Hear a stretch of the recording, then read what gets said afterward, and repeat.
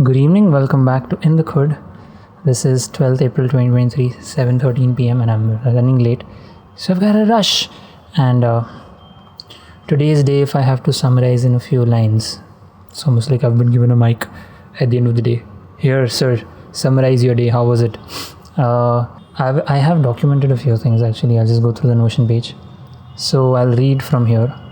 Last few days have been excessively stressful because of having to fully manage Dadu and Snowy along with the entire day's work. Thankfully, Mummy will be coming back home tomorrow, so things should ease a bit. Regardless, as a result, I've been sleeping at 12 since the past 3 days, and the streak of 3.5 to 4 hours really pulled on me this morning. However, after bringing Snow up, I was feeling kind of okay. I drank a cup of coffee and then went to sleep. So this was in the morning. I of course got up at the regular Amrit time and did the part, but by the time I reached Anand Sahib, which is the last phase of the part, I was very, very sleepy. So it felt like a headache of sorts, which was troubling and bothering. Now, post getting up, I had two major things to figure today. One was a motion graphic animation, and the second was a 3D building animation, which you currently see in the background. It's looking pretty nice. Now, I'm going to quickly go through the motion graphic animation that I made. And there is one thing that I was trying to figure here is if I can make a system of, on Amazon you see when you have a product page and you hover over something.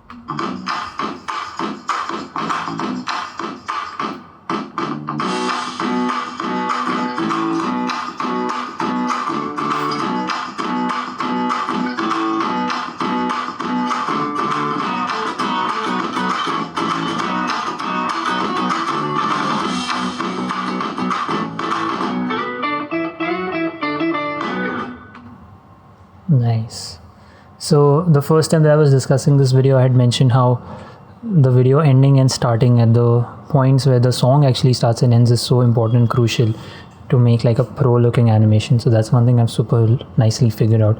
The thing that I was talking about is over here. If you see inside here, there is this crop magnify thing that comes up, and so I tried a couple of different variations of trying to figure this, and I couldn't quite. So I've just done a very simple linear expression where when this mat is going from here to here, this should go from there to there in the zoom comp.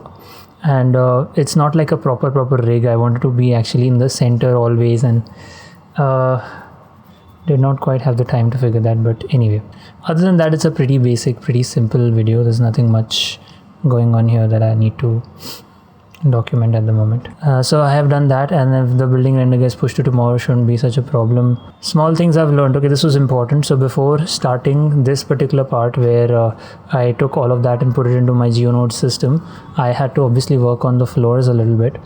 And what I did is I put all of these into one single unit. And all this furniture here, the reason why you do not want to put this into the same like mesh, you don't want to control J this, is because I'll tell you what happens if I select just one of these and say control J. Something very weird is going to happen here. Like these artifacts are going to appear because of the difference in the number of vertices. So this has a lot of vertices, and you see already there is some kind of cracking and stuff happening here, which I need to do something about. I think it's overlapping vertices, that's the problem. Removed 36 vertices, still there is this black color overlap. So I'll have to remove these faces and then manually fill it, as in like retopology. Obviously I can do this later. This is bothering me to see it like this.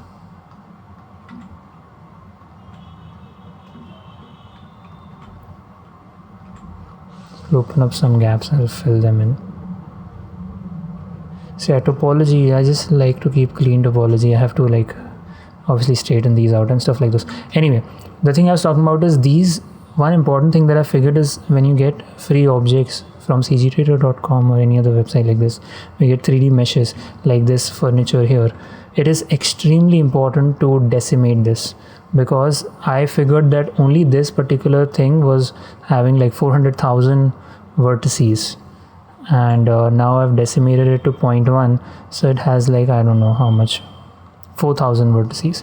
and then all the other things here were actually duplicates. So you're making duplicates of the mesh. What you want to do is you want to make linked duplicates of the mesh. So there's only one mesh and there are different versions of it.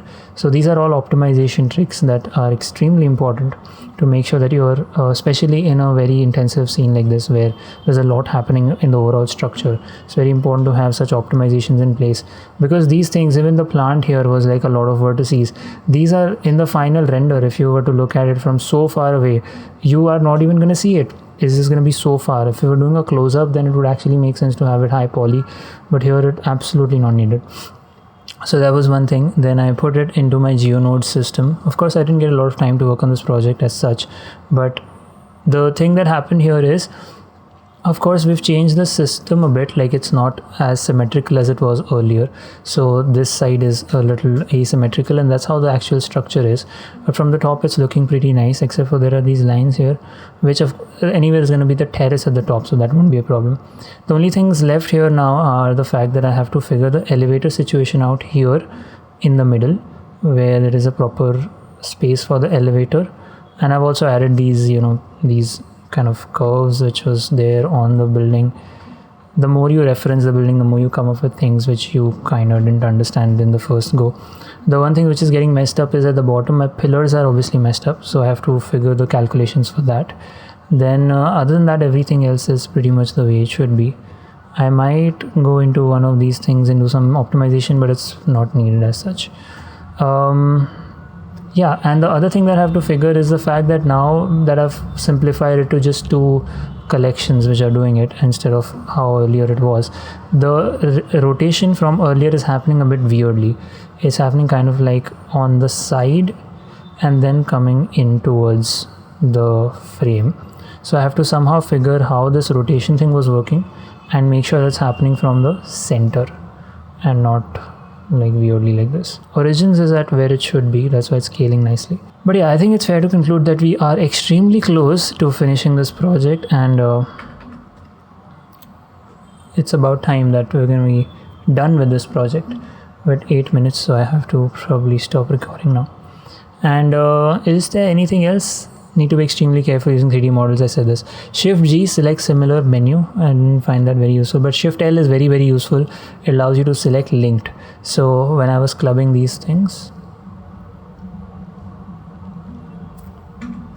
when I was clubbing all these into one mesh, it was extremely useful to just Shift L and all the materials of this thing and the window and the glass to just merge it with the bigger core at the top.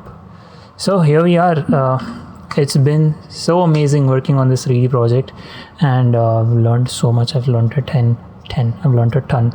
I'm super excited on how this gets rendered and goes out tomorrow. Most likely it will go out tomorrow, without a doubt. Now, is there anything else I have to document? I don't think so. Life has been good. Yeah, that's it. Thanks so much for being in the khud. I will catch you tomorrow. Peace.